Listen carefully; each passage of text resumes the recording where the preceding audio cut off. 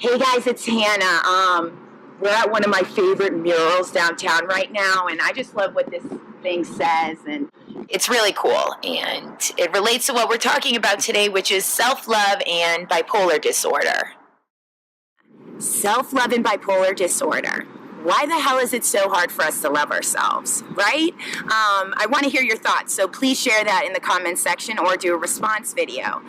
And the reason I really want to discuss this today is because one of my girls who lives with bipolar 1 disorder, and she's also an advocate, came over yesterday and we had a ball. I mean, we were talking about all different kinds of ideas and having this unique perspective, and we both understood each other.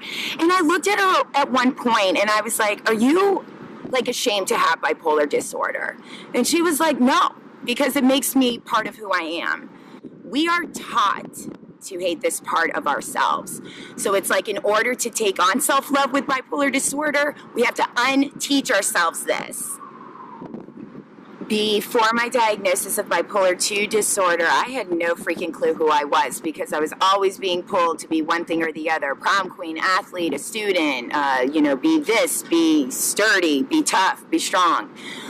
To the extent, and this is a really personal part of my story that I don't share often, when, the symptoms of bipolar 2 disorder started really coming up, I covered the mirrors in my bathroom and in my room, and I didn't look at them for a very long time.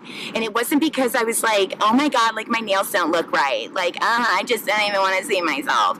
No, it wasn't that. I was just so disconnected from the image that I saw in the reflection, like, I didn't understand who that was and why I hated it so much. It was frustrating. And as scary as the mental hospital was in receiving the diagnosis of bipolar 2 disorder, one thing that it did for me that I realize now is it was like a sense of relief to finally have this official thing to justify the fact that I am different. It's just the problem with that is we're told to hate those differences. I felt like my bipolar disorder was constantly trying to be erased. Well, if you erased bipolar from me, you erased me. And I ain't trying to get erased anytime soon. So embracing this part of you, looking in the mirror and saying, I'm different, I'm bold, I'm beautiful, I'm brave, I'm brilliant, I have something unique to offer to this world. Tell yourself that every day and build self-love in your raw, authentic self. Because that's the most beautiful person you could possibly be. Before I head out, I want to share with you one of my favorite quotes, and it starts out with, there are parts of me that will always remain untamable, messy, and reckless, but I refuse to apologize for that anymore.